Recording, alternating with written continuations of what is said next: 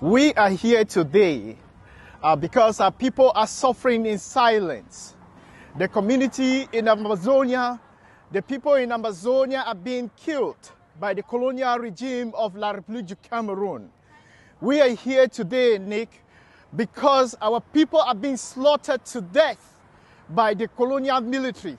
The people of the former British Southern Cameroons, since 2017, have been on siege. The military breaks into homes, killing innocent civilians daily. We are here today to march for the innocent souls in Amazonia, those that have been killed, those that have been slaughtered, the villages that have been burned down to ashes. Over 850 villages razed to ashes by the colonial military. They're marching not just to be seen, but to be heard for the millions in former British Southern Cameroon, now identified as Ambazonia, whose voices are being silenced by war, displacement, and repression. Since 2017, an armed conflict between Cameroon's central government and its English-speaking regions has led to over 6,000 deaths, the displacement of more than 700,000 people, and the destruction of entire communities, according to international monitors. We are extremely grateful for the work that Human Rights Watch is doing. Though the numbers seem very little, but we know that it's still significant. We will beg and we are pleading for Human Rights Watch to update their numbers, to give the recent total number of deaths and killings, or the recent atrocities in the that have been committed in the territory, so to update the entire world, so everyone is updated, stay updated on what is currently happening on the ground. But for Dr. Emmanuel Tita, these figures vastly underestimate the true scale of suffering. He argues that the actual death toll and displacement figures are far higher, pointing to mass graves, unreported killings, and entire villages erased without documentation. The impact of the war on the innocent civilians of Amazonia, the innocent civilians of the former British Southern Cameroons, as we know them, has been very drastic.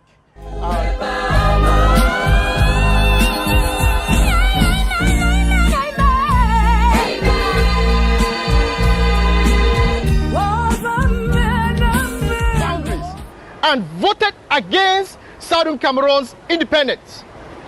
After the sudden death of the United Nations Secretary General, Doc Hammarskjöld, in a plane crash, the independence of Southern Cameroons, despite being voted for, was never actualized.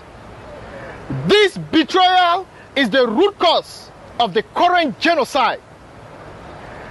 Instead of full independence, Southern Cameroon was forced to choose between joining Nigeria or the Republic of Cameroon.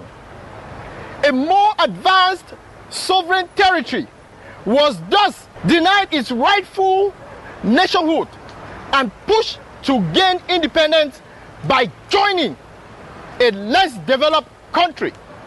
Through the 1961 UN plebiscite, Southern Cameroons voted to join the Republic of Cameroon in a federation of two states, equal in status.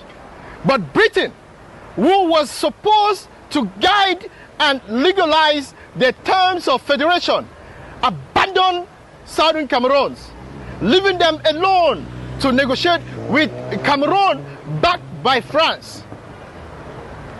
President Amadou Ahidjo of Cameroon, guided by France, abandoned the federation and pursue a policy of assimilation and annexation, motivated largely by the discovery of oil and mineral wealth in Southern Cameroon. Article 5 of UN Resolution 1608 was never implemented. The federation was never legalized, and no treaty of union was signed. To this day, the Republic of Cameroon continues.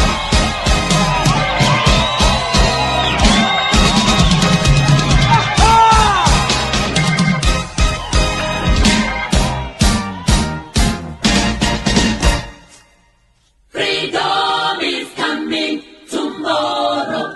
Get ready, mama, prepare for your freedom. Freedom is coming tomorrow. Get ready, mama, prepare for your freedom. Freedom is coming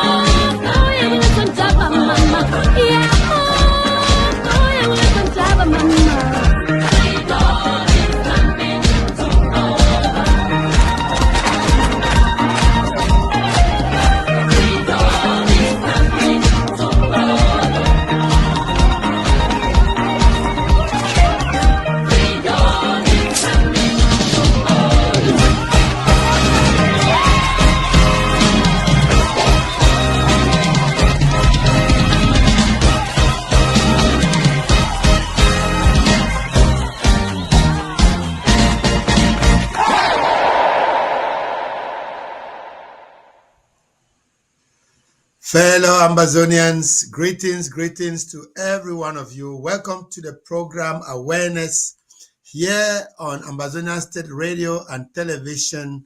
Today, Monday the 15th of September in the year of our Lord 2025. We are mid-month, guys. We are mid-month. The month of September is halfway gone. And today being the 15th, we're excited to come to you on this program, The Awareness, because we have exciting news, exciting updates to give to all of you for you to know exactly what the people of Ambazonian that are out here in the diaspora have been working hard for you, those of you around the world, and especially those of you in the home front. It's my pleasure to serve you guys here on Ambazonian State Radio and Television as I anchor this show, The Awareness.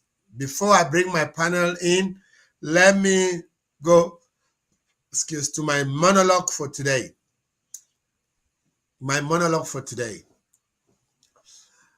It is captioned, "You cannot give what you don't have." You can't give what you don't have. Have you ever heard of the saying or the phrase, "You cannot draw from an empty cup"? It is true, you cannot give out of what you do not have.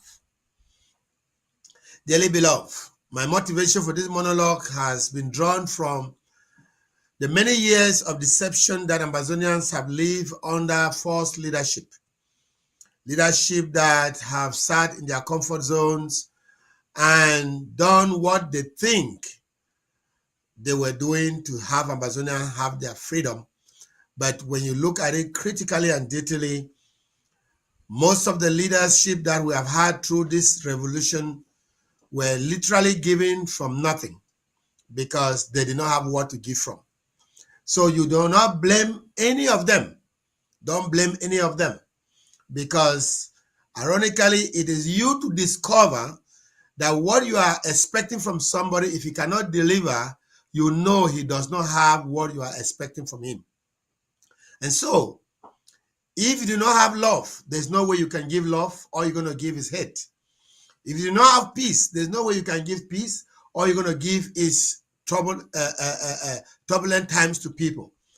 If you do not have a spiritual impartation or insight, you cannot give to the people a blessed word or a blessing because you do not have the spiritual impartation. Dear Ambazonians, our revolution has suffered a lot from different leaders through different spheres and different eras of this nation. But let's narrow it down to the leadership that we